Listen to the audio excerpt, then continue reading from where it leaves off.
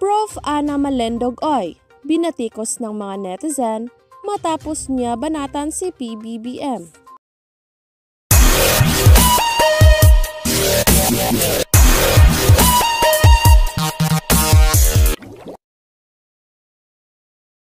Kung bago ka pa lang dito sa YouTube channel ko, please like the video and subscribe at i-click ang notification bell para mas magiging updated ka sa susunod na mga video. Hinangaan ng mga netizen matapos ang naging speech ni Pbbm sa New York. Ngunit hindi ito nagustuhan ni Prof. Ana Malendogoy dahil aniyay masyado lang umano itong nagiging paalipin ng Pangulo sa Amerika. Narito ang buong detalye ating panoorin. Sinabi niya about climate change, issues at saka development of advanced technology, may yung issue ng geopolitical polarities which is happening at the moment, at saka yung injustices daw during the pandemic. Those are good things I think that na-mention niya. At the same time, parang na-mention din niya yung tinatawag na racism, parang issue ng Asian hate and also prejudice against Asian people, probably in the United States kasi mataas ang Asian hate crime sa United States, no? He also parang inaasahan din niya ata ang suporta ng mga member states ng UN doon sa ating bid to be part of the non-permanent members of the Security Council ng UN. So far naman those things are okay, no? But there were, I think may mga pronouncements siya, not necessarily only sa UN General Assembly but in other meetings na sa US na medyo questionable sa akin. Why ganun ang kanyang standard. Especially I think dun sa kanyang speech na dineliver sa stock exchange ata or security exchange ba yon ng New York. So may mga na-mention siya doon na parang taliwas sa historical truths about PS-US relations since the time of colonization. So parang nagtaka lang ako, medyo na-shock ako ng konti. Kasi una sinabi niya doon sa speech niya, not necessarily I think in the UN, no, but even before that, going back to the UN speech, I think relatively speaking it was a good speech except for certain things lang na parang like for example na nakita ko na or na parang nakita ko at na point out na note ko na ginamit niya yung word na rules-based order. Sabi ko, parang ang Amerika lang atang gumagamit ng word na to at saka yung kanyang Western allies, no? Kasi they're using it, but actually the rest of the world or the international community don't use it. It's really just the US and its allies, its Western allies. Rules-based order. Kasi ang right term talaga dyan is supposed to be international rule or international rule regulations based on international law. So medyo na okay. Tapos may iba pang mga na-mention na hindi sa UN I think particularly but in other venue na medyo nagtataka lang ako why ganun ang statement ng ating Pangulo, tulad ng sinasabi niya na the US never failed the Philippines. The US parang is like ano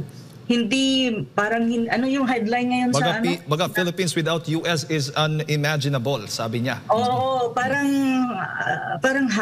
parang gano'n yung mga reaction ko. At the same time, meron pang isa na parang bang the US never failed the Philippines and then the US is like, parang kolonya pa rin ba tayo or are we a colony still of the US? Ang mga ganong statement. Kasi if you look at the historical perspective about peace-US relation, ang nagsimula ang Philippine-US relation during the time of colonization of America, of the Philippines, no? And if you trace back history, many times over, the US failed the Philippines many times, in many occasions, if you really look at the history. So parang hindi ako nag-agree doon sa statement na yon. Recent history is like, for example, Marawi siege. The US failed us in that, no? During that time, President Duterte was asking them for arms because we need to fight terrorism in Marawi. Pero anong sabi nila? May limited arms embargo tayo. Hindi tayo pinagbentahan ng armas. Anong nangyari?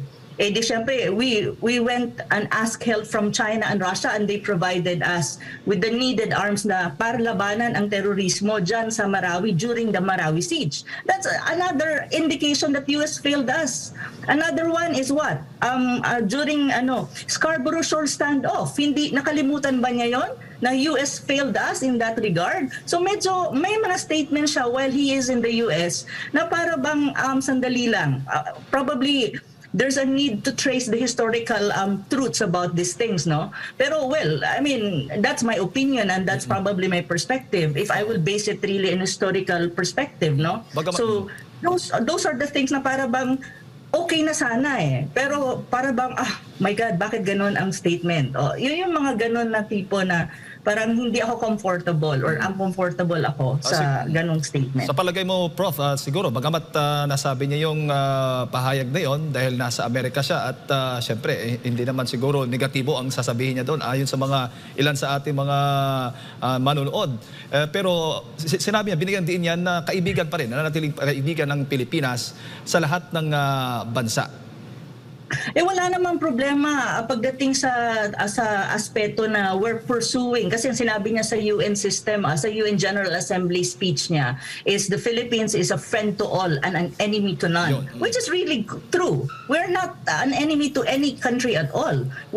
We want to be friends to all, but that has a difference when you talk about historical truths. You cannot distort history. And you cannot go beyond history kung anong nandun at anong nakasunod, ano yung nangyari talaga. When you talk of US-Philippine relations, iba yun eh. Iba yung perspective na yun eh. Kasi ang iniisip ko, iba kasi yung you stand on principle eh. And principle and stand on what is really, what happened and what's the truth. So yun eh. Magkaiba kasi yun eh. Yung assertion mo na you're trying to pursue an independent foreign policy, that's good. That's really very important. But you cannot say na, the US did not fail us. But because it failed us many times over and it's based on, and history will tell you that. So, medyo hindi ako okay doon sa part na yon. So mas ganun ang reaction ko, pero I don't have any disagreement na the US is a friend to the Philippines and the US is a good partner of the country. Pero that doesn't mean that we turn a blind eye to the historical truths na meron ang Pilipinas with regard to the US in terms of relationship. Kasi hindi pwede yun. Parang you're blind to it? Of course not. No, it's not the way you go, it's not the way forward. We need to acknowledge these historical truths for us to find our way forward. Ganun talaga yun. You learn from history. If you don't learn from history, then you're doomed as a country. Ganun yun eh. Kasi ang history mo ang magtitingin kung paano mo aayusin at paano mo tatahakin ang landas patungong future eh. Ganon yan eh. At doon ka magle-learn sa mga foreign policies mo at anong gagawin mo. Ganon yan eh. I'm sorry, no? I know that there are so many Marcos loyalists out there. But I'm not speaking as like I'm against the president. No, I'm just pointing out that there are certain things that probably needs to be reflected on and pondered on. No? Para maisip din natin, diba? Anong dating para sa inyo dito sa pahayag ni Pangulong Bongbong Marcos doon naman sa ibang mga kaalyado ng ating bansa tulad na lamang ng China na kilalang tayo kaalyado nitong bansang ito? Well, I think mga ibang, ganito lang yung kasimple, no? The international community, especially those people who knows the history of the country really well, no? Kasi I mean, it's an open book, no?